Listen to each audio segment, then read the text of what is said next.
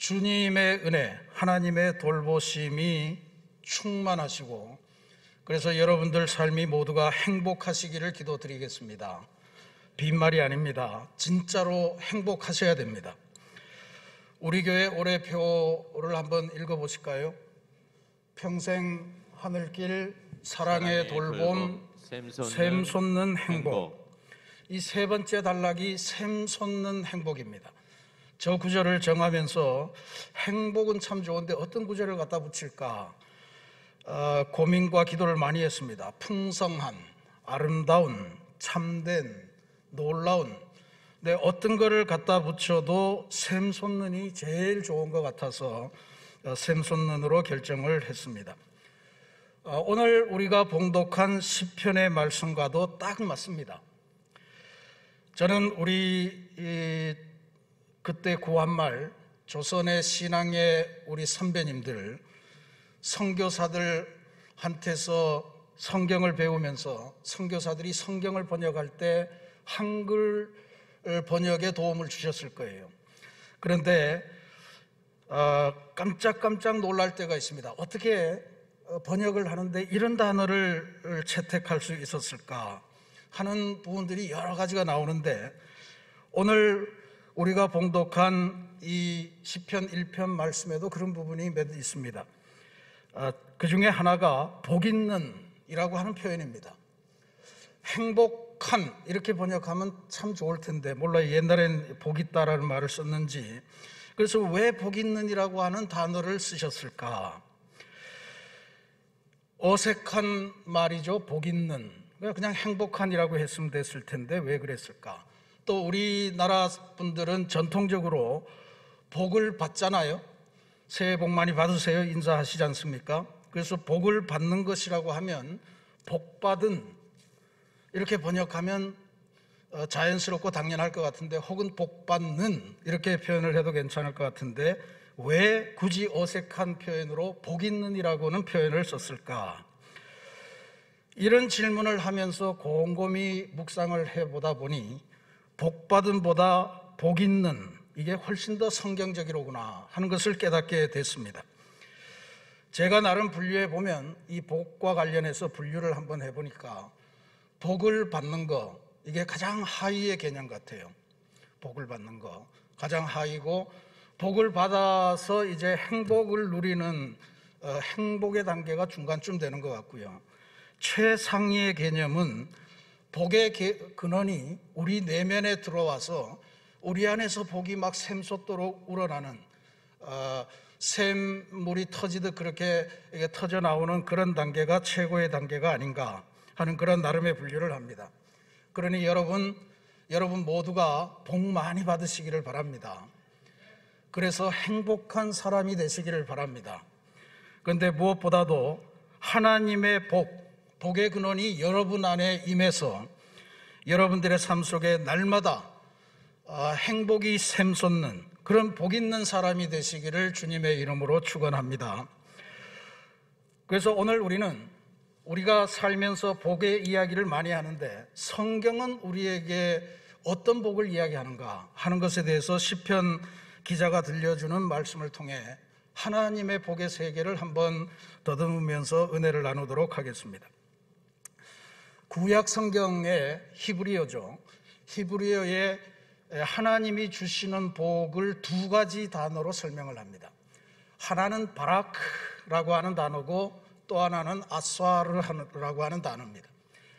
바라크라고 하는 단어가 많이 쓰입니다. 400여 군데 등장하는데, 반면에 아스와르는 그의 한 10분의 1 정도 되는 40여 회 정도만 등장합니다. 바라크라고 하는 거가 보편적인 복이에요. 창세기, 출애굽기, 레위기, 민수기, 신명기에 막 하나님의 복이 있어라, 하여튼 모든 복이 전부 다 바라크입니다. 그러니까 이거는 하나님께서 하나님이 가지신 속성, 성품 때문에 그냥 주시는 복이에요. 그냥 주시는 복이에요. 그래서 우리가 뭘 잘하고 잘못하고 상관없습니다. 하나님이시기 때문에 그냥 주시는 복, 그게 바라크입니다. 근데 그것 말고 하나님하고 특별히 친밀한 관계를 맺으면서 하나님의 말씀을 쫓아다니면서 하나님이 하시는 일에 참여하면서 하나님과 가깝게 되기 때문에 하나님이 야, 참 이쁘다 해서 주시는 복이 있는데 그게 바로 아스와르라고 하는 복입니다. 그러니까 좀 다른 점을 느끼시겠죠? 그래서 이 아스와르라고 하는 것이 우리 교회가 지금 채택한 표 샘솟는 행복이라고 할 때 이게 지금 전제가 붙어 있잖아요. 평생 하늘길 가고 그 다음에 사랑의 돌봄을 하고 그래서 샘솟는 행복이니까 이거는 하나님과 관계를 맺으면서 우리가 얻게 되는 복이니 이게 바라크라기보다는 아스와르다 이렇게 생각을 하시면 됩니다. 그런데 이 히브리어가 헬라어로 번역이 될 때 신약 성경에서도 이게 다르게 쓰여요. 바라크는 율로기아라고 하는 헬라어로 번역이 됐고요. 아스와르는 마카리오스라고 하는 헬라어로 번역이 됐습니다.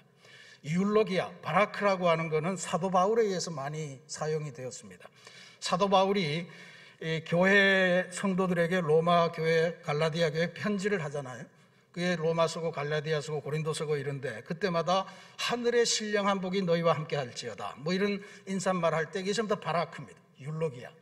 근데 마카리오스, 하나님과 관계 속에서 하나님과 친밀함으로 얻게 되는 이 복을 이야기하신 분은 예수님이에요. 대표적인 게 마태복음 5장의 산상수훈에 나오는 팔복. 심령이 가난한 자는 복이 있나니, 애통하는 자는 복이 있나니, 온유한 자는 복이 있나니, 긍휼히 여기는 자는 복이 있나니, 의를 위해서 핍박받는 자는 복이 있나니, 평화를 위해서 일하는 자는 복이 있나니. 이 복이 전부 다 마카리오스라는 거예요. 그러니까 그냥 하나님이 막 부어주는 것이 아니고 하나님과의 관계에서 하나님의 일을 위해서 전부 다 그렇잖아요. 애통도 온유도 긍휼히 여기는 것도 평화를 위한 것도 전부 다 하나님의 일을 하는 속에서 뭔가 생겨나는 거니까 그게 바로 아스와르, 그게 바로 마카리오스다라고 하는 말씀입니다. 이게 오늘 우리가 잘 구별해서 보실 필요가 있습니다. 바라크가 참 좋은 거예요. 우리가 아무 일 안 해도 하나님이 막 부어주시는 공기 같은 거, 햇빛 뭐 이런 거 전부 다 그런 거거든요. 근데 구약 성경을 보면 이스라엘 백성들이 선택받은 백성으로서 바라크를 엄청나게 누립니다. 모세오경 보면 전부 다 하나님의 복에 대한 약속이에요. 단 내 길을 쫓아오면 네가 복을 받고 뭐 저주의 길도 가고 이렇게 나오는데 하여튼 복을 많이 받았어요. 출애굽해서 노예로부터 탈출도 하고 그 다음에 약속의 땅도 선물로 받고. 근데 이 바라크를 이스라엘 백성들이 감당을 못한 거예요. 그러니까 수많은 복을 누렸지만, 바라크를 누렸지만 그들은 결국 타락했고 하나님을 배신했고 급기야는 약속의 땅도 지키지 못하고 멸망해서 남의 나라의 포로가 되는 그런 운명에 처해졌단 말이죠. 그러니까 바라크는 무척 좋은 것이긴 하지만 우리가 온전히 유지하기 위해서는 또 다른 뭔가가 필요하다 하는 것을 알 수 있습니다. 그래서 우리는 아스와르에 집중할 필요가 있습니다. 복 중에 진짜 복은 하나님과의 친밀한 교제를 나누면서 얻게 되는 그 복이에요. 하나님께서 나를 아시고 내가 하나님을 알면서 서로 간의 친밀함이 점점 깊어지면서 하나님과 함께 하기 때문에 누리게 되는 그 복, 이 복이 진짜 복입니다. 그래서 이 복이 우리에게 임할 때마다 우리의 삶이 더 아름다워지고 우리의 삶이 더 충만해지고 우리의 삶이 더 능력이 있어지는 그런 복, 이게 아스와르 마카리오스 시편 1편의 기자가 이야기하는 복 있는 인생이다 라고 하는 것을 기억하시기를 바랍니다. 그래서 이 아스와르라고 하는 복의 개념을 깨닫고 나면 시편 1편에서 말하는 복 있는 사람이 도대체 뭔가 하는 것에 대해서 분명한 이해를 갖게 됩니다. 하나님 나라에 참여하는 사람 혹은 하나님과의 인격적인 친밀함 속에서 누리는 복이 아스와르라고 그랬죠. 그렇게 보면 시편 1편, 시편에서 말하는 이 복이라고 하는 것의 핵심은 우리가 세상 살면서 자녀들이 어떻게 되고 내가 승진하고 어떻고 이런 문제가 아니고 내가 하나님과의 관계가 점점 가까워지고 두터워지고 그래서 하나님과의 그 친밀함이 점점 깊어진다 라고 하는 것이 복 그 자체다라고 하는 것을 알 수가 있습니다. 한번 보겠습니다. 복 있는 사람을 시편 기자가 규정하면서 두 가지 방법을 사용합니다. 첫 번째는 부정적인 방법이고요. 두 번째는 긍정적인 방법이에요. 첫 번째 부정적인 방법은 복 있는 사람은 절대로 이런 일을 안 합니다 라고 이렇게 설명을 해요. 어떻게 쓰냐 하면 악인의 꾀를 좇지 아니하고 죄인의 길에 서지 아니하고 오만한 자의 자리에 앉지 아니하는 사람이다, 이렇게 표현을 합니다. 이게 악인, 죄인, 오만한 자, 이러니까 굉장히 흉악한 사람들을 생각하기 쉬운데 그게 아닙니다. 여기서 말하는 것은 하나님과의 관계에 대해서 생겨나는 개념이에요. 악인이라고 하는 거, 라샤라고 하는 히브리어인데 하나님을 거부하는, 하나님을 밀어내는 사람을 말해요. 사람이 굉장히 착할 수 있어요. 근데 하나님과는 잘 소통이 안 돼요. 죄인이라고 하는 이 하타라고 하는 말은 하나님, 인생의 방향이 하나님이라고 하는 관역을 향해서 우리가 가야 되는데, 그렇게 지음받았는데 이 관역이 빗나간 화살처럼 하나님을 향해서 가지 않고 딴 것을 향해서 가는 사람을 죄인이라고 이야기를 합니다. 오만한 자, 루츠라고 하는 이 단어는 오만하다라고 하는 뜻은 조롱하다, 멸시하다, 경멸하다, 이런 뜻입니다. 하나님을 조롱하고 하나님을 멸시하는 사람, 있을 수 있죠. 그런 사람이 바로 오만한 사람이다, 이런 이야기. 여기 보면 지금 두 가지 주의해야 될 게, 복 있는 사람은 단수로 쓰였고요, 악인들, 죄인들, 오만한 자들, 이렇게 복수로 쓰였습니다. 나 하나가 제대로 살려고 해도 우리 주변에 그룹을 지어서 우리가 제대로 살지 못하도록 막는 방해의 세력이 있다라고 하는 것으로 받아들이시면 됩니다. 근데 뭐냐? 악인의 꾀, 죄인의 길, 오만한 자의 자리라고 하는 표현을 썼습니다. 꾀라고 하는 것은 상당수의 영어 성경의 번역본을 보면 카운슬링이라고 나옵니다. 하나님을 거부하는 사람들이 모여서 우리에게 인생을 지도해 준다, 이러면서 카운슬링을 해주는 거, 그게 근데 들어보면 꽤 괜찮은 이야기 같아요. 사람들이 솔깃해서 넘어간다, 이런 이야기. 죄인들의 길, 하나님을 향해 가는 길이 아니고 하나님이라는 관역을 벗어나서 나가는 길인데 그게 재미있단 말이에요. 그러니까 거기에 빠지는 사람들이 있죠. 그 다음에 담대해져서, 하나님이 어디 있어? 하나님이 있어도 능력이 없잖아. 우리가 지금 우리 삶에 왜 이렇게 고통이 많아? 하나님이 있다면 어떻게 이게 가능하겠어? 하면서 하나님을 비난하고 하는 게 의외로 통쾌한 마음이 느껴지는, 이게 악인들의 꾀, 죄인들의 길, 오만한 자들의 자리라고 하는 것이 바로, 이게 보면 이게 히브리어의 그런 법이라고 그러는데요, 점점 하나님으로부터 우리가 멀어지는 강도를 강하게 표현해가는 그런 문학적인 기법이라고 이야기를 합니다. 우리가 모두가 하나님의 형상대로 지음받았다, 하나님께서 목적을 가지고 창조하셨다라고 그렇게 우리는 고백하면서 신앙생활을 합니다. 근데 우리가 지음받은 그대로 하나님의 형상을 드러내면서 살아갈 수 있는가라고 하는 건 좀 다른 문제죠. 그게 쉽지 않다는 이야기. 왜냐하면 악인들의 카운슬링이 쉴 새 없이 우리를 유혹하고, 죄인들의 그 재미난 길, 하나님을 벗어나서 가는 길이 그렇게 정말 재미나고, 그 다음에 하나님을 비난하면서 하나님 외에 다른 것에 의지하면서 내가 보이는 신을 만났다, 이렇게 주장하는 것이 너무 즐겁고 통쾌하고, 그런 이 다양한 유혹, 때로는 협박, 뭐 이런 것들이 우리 주변을 감싸고 있기 때문에 형상대로, 창조의 형상대로 살아가는 게 정말 어려운 세상입니다. 그런데 시편 기자는 여기에서 아주 단호하게 이야기하는 거예요. 복 있는 사람, 진짜 하나님의 복을 누리는 사람은 하나님을 거부하거나 다른 신이나 우상 혹은 물질에 의지하는 사람의 카운슬링을 따르지 않고, 그들이 가는 길에 함께 동조하거나 동행하지 않고, 그들이 주는 어떠한 유익에도 넘어가지 않는 것이 바로 복 있는 사람의 첫 번째 전제 조건이다, 이렇게 분명히 선언을 해요. 그 다음 방법은 긍정적인 방법입니다. 복 있는 사람은 반드시 뭔가를 하는 사람이다, 이렇게 이제 표시를 해주고 있죠. 오직 여호와의 율법을 즐거워하여 그의 율법을 주야로 묵상하는 사람이라, 이렇게 규정을 했습니다. 생각해보면요, 삶의 매 순간마다 악인들의 꾀를 쫓아다니지 않고, 죄인들의 길에 서지 않고, 오만한 자들의 자리에 앉지 않는 결단을 하고 마음을 먹고 또 세상에 나가서 직장 생활을 하면서 그 길에 안석이라고 하는 게 너무 어렵습니다. 주변에 막 온통 쌓여 있으니까 그게 너무 어려운 거예요. 그래서 하나님께서 대안으로 주시는 것이 바로 이 두 번째 방법인 것 같아요. 우리가 즐겨하는 찬송 중에 이런 가사가 있습니다. 내 힘과 결심 약하여 늘 넘어지기 쉬우니. 이게 즐거이 찬송하지만 이게 우리 연약함의 본질이에요. 창조 형상대로 살고 싶지만 그렇게 잘 안 돼요. 우리가 연약하기 때문에 그렇습니다. 그래서 이 모든 것들이 다 결과적으로 나타나기 위해서 대신에 이거 하나만 지키면 될 수도 있을 거다 하면서 하나님이 주신 대안입니다. 주님의 말씀을 즐거워해서 그 말씀을 입에 담고 하루 종일 중얼중얼대면서 살아가라는 이야기, 곱씹으면서. 말씀을 묵상하는 중에 자연스럽게 악인들의 카운슬링에 반대할 수 있는 논리도 만들어지고 악인들의 카운슬링이 뭐가 잘못되었는지를 깨닫는 지혜도 주신다는 이야기예요. 하나님의 말씀을 열심히 공부하면서 그걸 하는 시간에 우리들의 시간을 사용하기 때문에 죄인들의 길에 참여할 수 있는 시간이 줄어드는 거예요. 그리고 오만한 자의 자리가 내게서 더 이상 큰 의미가 없게. 왜냐하면 하나님의 말씀이 내 입에 꿀송이보다도 달고 늘 내 길에 빗대고 내 발에 등불 되는데, 그러니까 어디 딴 데 갈 생각을 안 하게 된다.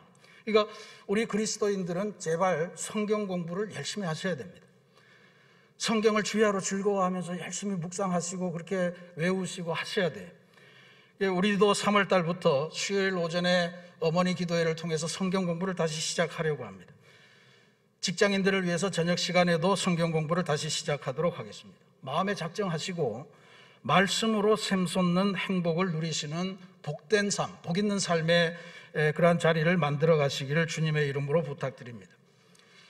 3절 이하 말씀은요, 하나님의 말씀을 중심으로 하나님과 친교하며 사귀는 복 있는 사람이 누리는 삶의 형태, 삶의 상태, 삶의 결과를 우리들에게 설명해 주고 있습니다. 근데 보면 볼수록 하나님과의 관계를 더 강조하는 것이 특징입니다. 먼저 여기 복 있는 사람을 시냇가에 심은 나무 이렇게 비유를 하죠. 시냇가에 심은 나무. 이것도 사실 중요한 구절입니다. 시냇가에 심은 나무. 너는 시냇가에 심은 나무라 찬송도 하는데, 여기 시내라고 하는 히브리어 단어가 펠레그라고 하는 단어인데요, 이거는 그냥 이렇게 산속에 그냥 있는 아무런 그런 시내가 아닙니다. 하나님이 공들여서 만드신, 하나님이 만들었으니까 인공이라고는 못하겠고 하나님이 창조하신, 특별히 창조하신 그 자연스럽게 생긴 천이하고 하나님이 창조하신, 일부러 창조하신 시내다, 이걸 기억하시는 게 중요합니다. 그러니까 하나님이 도랑을 파고 거기에 물을 집어넣어서 시내가 되도록 만드신 그곳이라고 하는 거예요. 거기에 딴 데서 막 자라고 있던 나무들을 옮겨다가 심었다, 이런 뜻입니다. 그러니까 시냇가에 심은 나무. 옛날 우리 이 성경 개역 개정 이전에 개역 한글 성경은 심기였다 이렇게 표현을 했습니다. 수동태를 확실하게 썼어요. 맞습니다. 하나님에 의해서 심겨진 나무라고 하는 뜻이에요. 그러니까 여기 심은 나무라고 해서 우리가 주어를 분명히 밝혀야 됩니다. 하나님이 심은 나무라고. 하나님이 만드신 시냇가에 하나님이 우리를 다른 데서 옮겨와서 심어주신 거예요. 그래서 우리의 삶 속에 늘 생명력이 충만하도록 그렇게 만들어주신 거예요. 나무의 일생으로 보면 잎사귀가 안 마르고 철을 따라서 철 따라 열매를 맺는 그런 삶으로 표현했는데요, 나무로 봐서는 그렇습니다. 근데 사람의 비유를 했으니까 사람에게 해당되는 말로 시편 기자가 딱 채택한 단어가 형통이라는 단어입니다. 이 형통이라는 단어도 우리 선조들이 어떻게 이런 단어를 발견했을까 감탄하게 되는 그런 단어 중에 하나입니다. 이게 지금 형통, 그가 하는 모든 일이 다 형통하리로다. 이게 잎사귀 안 마르고 그리고 철을 따라 열매를 맺는 것을 형통이라는 말로 표현을 했는데요, 이 형통이라고 하는 히브리 단어 찰락이라고 하는데, 이게 그냥 히브리어로 읽으면 또 영어 성경에도 전부 다 번영하다 뭐 이런 단어만 돼 있어요. 프라스페러스 뭐 이렇게 해서 번영하고 돈이 많아지고 뭐 이런 걸로 다 해석하기 좋은 건데, 우리 선조들은 이 찰라흐, 이걸 성경 공부하면서 이게 우리 집에 돈이 많아지는 거나 우리 자식이 승진을 하는 거나 아니면 우리 집안에 뭔가 이렇게 늘어나는 그런 거를 의미하는 것 같지는 않다 하면서 고민을 하면서 이 단어를 찾은 것 같아요. 형통이라는 단어가 언제부터 사용된지는 알 수 없지만 어쨌든 형통이라는 단어가 채택이 됐습니다. 이 형통이라는 단어가 국어사전에 보면 모든 일이 뜻대로 잘 되어감 이렇게 되어 있거든요. 모든 일이 뜻대로 잘 되어감. 자칫 잘못 읽으면 모든 일이 우리의 뜻대로 잘 되어감 이렇게 해석할 수 있는데, 형통이라는 이 단어를 자전에서 찾아보면 이렇게 되어 있습니다. 형통할 형, 통할 통.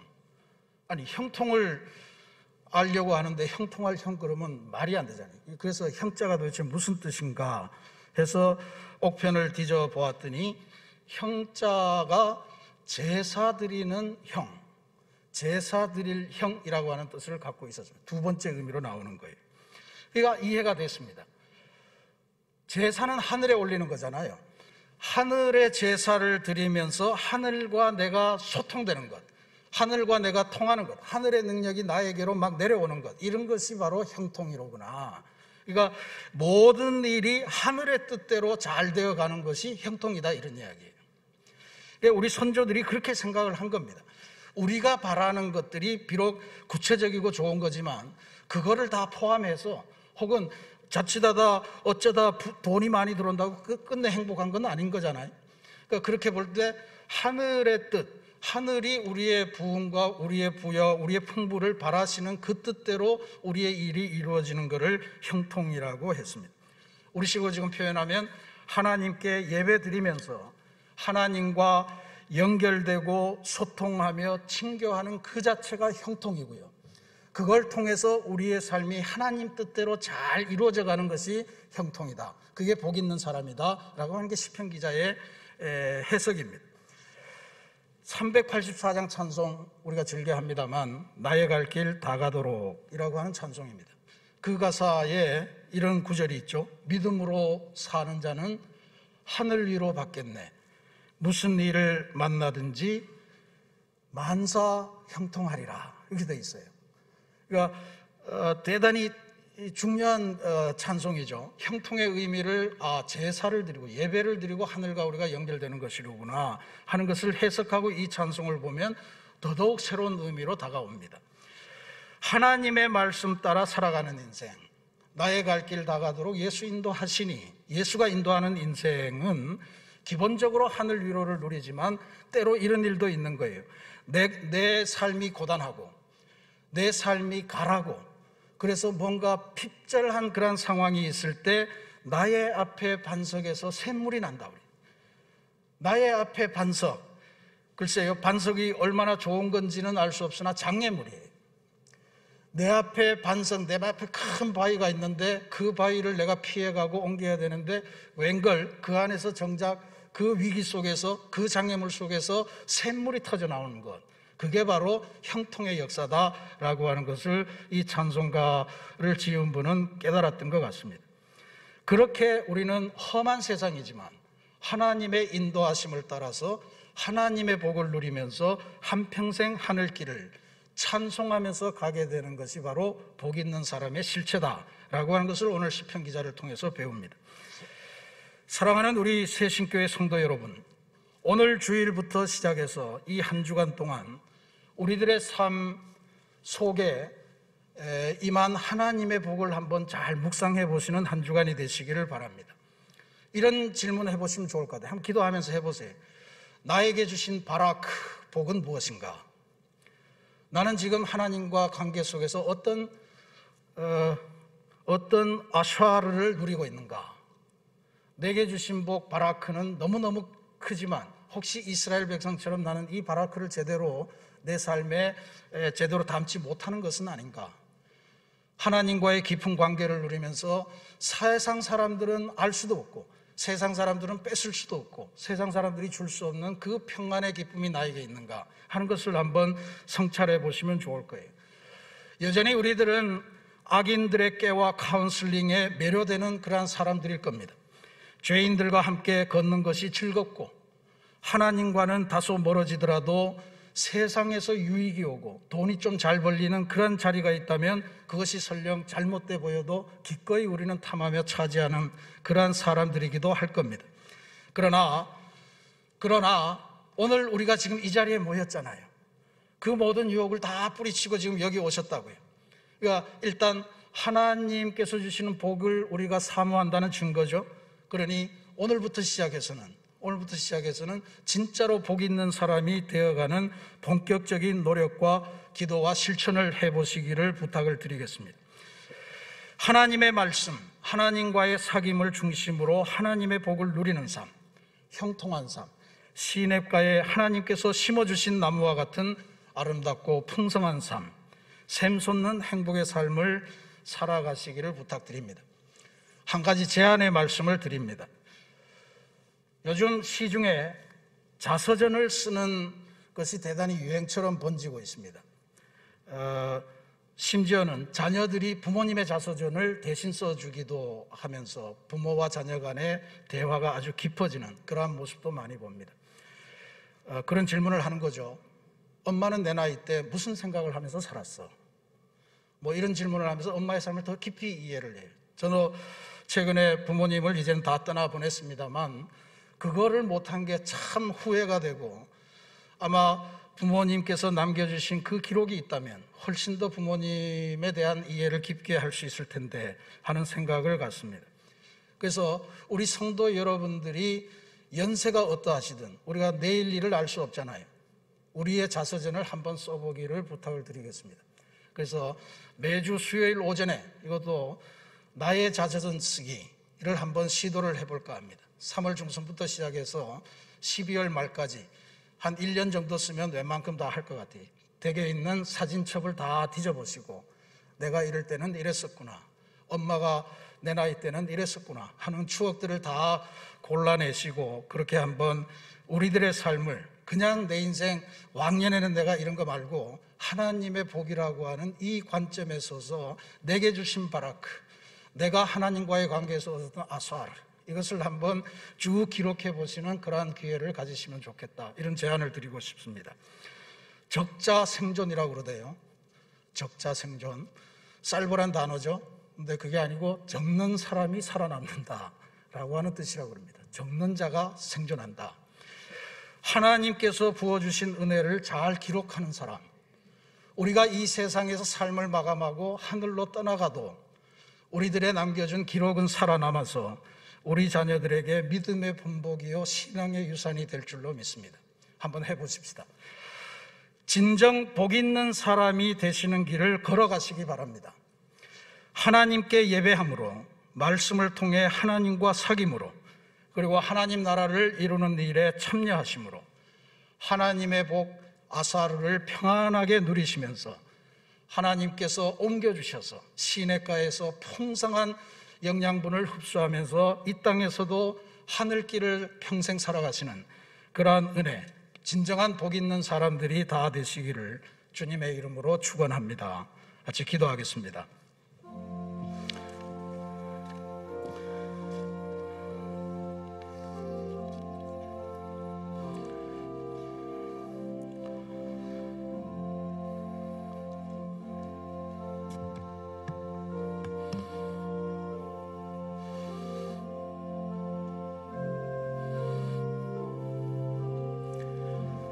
사랑의 하나님, 우리가 하나님의 창조의 형상을 입고 이 땅에 태어났지만 우리 주변에 하나님을 거부하는 사람들의 카운슬링이 많고 하나님의 길과는 다른 길을 걸어가는 그 길이 즐거워 보이고 또 하나님을 마음껏 욕하며 원망하며 때로는 하나님을 무시하고 경멸하며 조롱하며 살아가는 그것이 우리 마음에 통쾌함을 주는 그 유혹에 빠질 때도 많이 있습니다.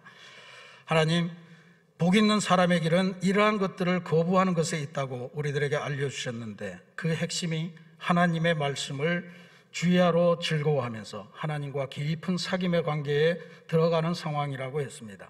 그러한 삶은 시냇가에 심겨진 나무와 같은 삶을 살아서 하는 일이 모두가 다 하늘 뜻대로 형통한다는 그 약속의 말씀을 주셨는데 하나님, 이제 우리의 삶을 다시 한번 반추하면서 성찰하면서 우리의 삶에 하나님께서 주신 복의 역사를 잘 추억하고 그것을 잘 기록하면서 후손들에게 믿음의 유산으로 남겨주는 귀한 믿음의 사람이 되도록 주님 인도하여 주옵소서.